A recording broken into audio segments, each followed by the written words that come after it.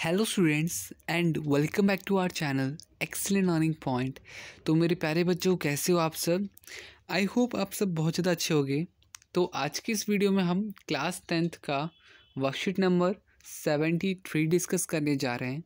ये हमारी साइंस की वर्कशीट है और यहाँ पे बच्चों अब आते हैं हम कुछ रिविजन्स का। तो एसटी में तो रिवीजन चल ही रहा था, अब यहाँ पे बच्चों हमारा साइंस का भी रिवीजन स्टार्ट हो गया है। केमिकल रिएक्शन एंड इक्वेशन, ठीक है बच्चों, क्या है ये हमारा केमिकल रिएक्शन एंड इक्वेशन। तो यहाँ पे बच्चों आपका केमिकल रिएक्शन किसे कहते हैं वो देख लेते हैं। तो a process in which new substance with new property are formed from one or more substances, ठीक है। जहाँ पे बच्चों कोई केमिकल प्रॉपर्टीज़ से हम क्या करते हैं, कोई नई चीज़ बनाते हैं, ठीक है। तो यहाँ पे रिएक्टेंट किसे कहते हैं? Substance which take part in the chemical reaction. Product substance which are formed in a chemical reaction. तो बच्चों रिएक्टेंट होते हैं जो लगे हुए हैं, जो चीज़ उसमें उन्होंने पार्टिसिपेट किया है रिएक्शन, केमिकल रिएक्शंस में। और प्रोडक्ट उस केमिकल रिएक्शंस को करने के बाद जो चीज़ बनी उसे कहते हैं प्रोडक्ट, ठीक है। फॉर एग्जाम्पल यहाँ पे है examples of chemical reaction: digestion of food, respiration, rusting of iron, burning of magnesium, ribbon और फॉर्मेशन ऑफ कर्ड। तो ये कुछ बच्चों हमारे एग्जाम्पल हो जाएंगे, ठीक है। इसके बाद केमिकल इक्वेशन। केमिकल इक्वेशन क्या होता है? Representing chemical reaction using by symbols of element और chemical formulas of reactant and product. For example, magnesium is burnt in air to form magnesium oxide. तो बच्चों मैग्नीशियम प्लस ऑक्सीजन हमारा क्या बन जाता है? मैग्नीशियम ऑक्साइड बन जाता है। तो यहाँ पे बच्चों ये तो हो गया हमारा केमिकल इक्वेशन। अब इसके बाद इंडिकेटर, ठीक है बच्चों। इंडिकेटर क्या होता है? Basically indicator of chemical reaction: change in state, colour, smell, temperature या फिर इवोल्यूशन ऑफ गैस। यहाँ यही हमारे कुछ इंडिकेटर्स हैं बेसिकली। एंड इसके बाद बैलेंसिंग केमिकल इक्वेशन। तो बच्चों बैलेंसिंग क्या होता है? बेसिकली जहाँ पे जैसे कि आपको यहाँ पे दिख रहा है कि ये जो इक्वेशन हमारा पूरा बैलेंस्ड है। बैलेंस्ड कैसे? तो Fe3 और यहाँ पे भी 3F3 दिख रहा है आपको, 4H2, ठीक है, 4H2। तो टोटल कितना हो गया बच्चों? 6। तो वो भी आपको यहाँ पे दिख रहा है कि 4 और 2 6 हाइड्रोजन। अच्छा, ऑक्सीजन आपके पास 4 था, तो यहाँ पे भी वो जो 4 से हमारा ये मल्टीप्लाई होगा तो हमारे पास ये पूरा का पूरा इक्वेशन बैलेंस हो जाता है, ठीक है। तो try to equalize all items to element on reactant and product side by adding coefficient in front of them, ठीक है। तो हम कोफिशिएंट्स ऐड कर देते हैं ताकि हम उसको एक बराबर कर पाएँ। तो यहाँ पे बच्चों ये तो हो गया हमारा सिंपल सा थोड़ा सा इंट्रो था। इंट्रो बोलो या रिवीजन बोलो, ये था हमारा, ठीक है। अब इसके बाद ये कुछ क्वेश्चंस है बच्चों, ठीक है। पहले मैं आपको क्वेश्चन सारे अच्छे से दिखा देता हूँ, फिर उसके बाद हम क्या कहते हैं इन क्वेश्चंस का आंसर्स भी करेंगे। तो आप इसको पहले तो देख लीजिए अच्छे से। हमारे पास ये 3 क्वेश्चंस हैं, तो अब करते हैं इनके आंसर्स। तो देखो बच्चों यहाँ पे हमारा पहला क्वेश्चन था, identify the chemical change melting of ice और conversion of milk into curd.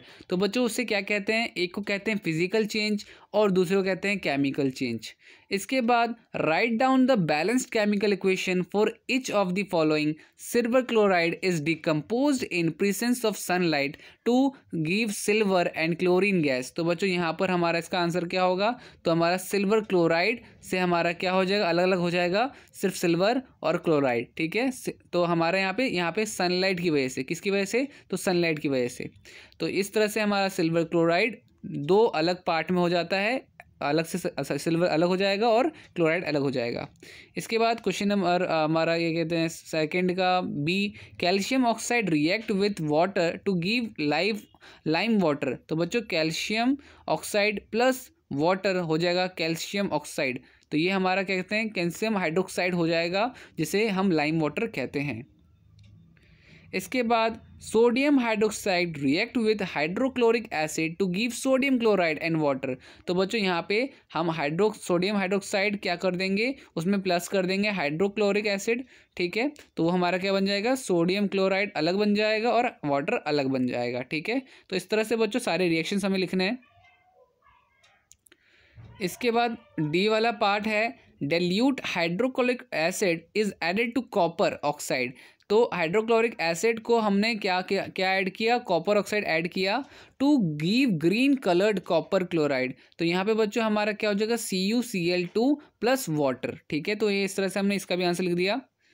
इसके बाद हमारा नेक्स्ट होगा action of barium chloride and sodium sulphate in water react to give insoluble barium sulphate and solution of sodium chloride. तो यहाँ पे क्या होगा, Na2SO4 प्लस BaCl2।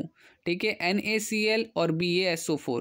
तो इस तरह से बच्चों यहाँ पे हमने बना दिया बैरियम क्लोराइड और सोडियम सल्फेट को अलग कर दिया, और हमने इसको क्या बना दिया, तो हमने इसको बना दिया सिर्फ और सिर्फ आपका सोडियम क्लोराइड और बेरिलियम सल्फेट। ठीक है, फिर F पे आते हैं बच्चों, zinc react with silver nitrate to produce zinc nitrate and silver. तो जिंक हमने अलग ले लिया, हमने सिल्वर नाइट्रेट अलग ले लिया, और हमने इसको प्रोड्यूस करके दिखा दिया जिंक नाइट्रेट करके और सिल्वर करके सिर्फ। ठीक है, potassium iodide react with lead nitrate to produce potassium nitrate and lead iodide. तो ये यहाँ पे हमारा ये 2K क्या कहते हैं पोटेशियम हो जाएगा, और यहाँ पे हमारा लीड बेसिकली आपका नाइट्रेट भी हो जाएगा, लीड नाइट्रेट भी हो जाएगा, और इससे हमारा ये पोटेशियम नाइट्रेट बन के आ जाएगा। ठीक है, लीड आयोडाइड अलग से आ जाएगा। ठीक है, इसके बाद हमारा थर्ड क्वेश्चन है, give the balance chemical equation. ठीक है बच्चों, give the balance chemical equation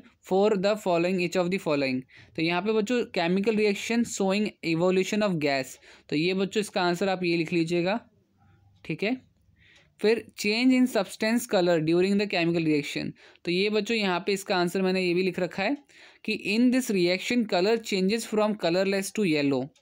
ठीक है, और इसके बाद ये हमारा chemical reaction showing changes in temperature.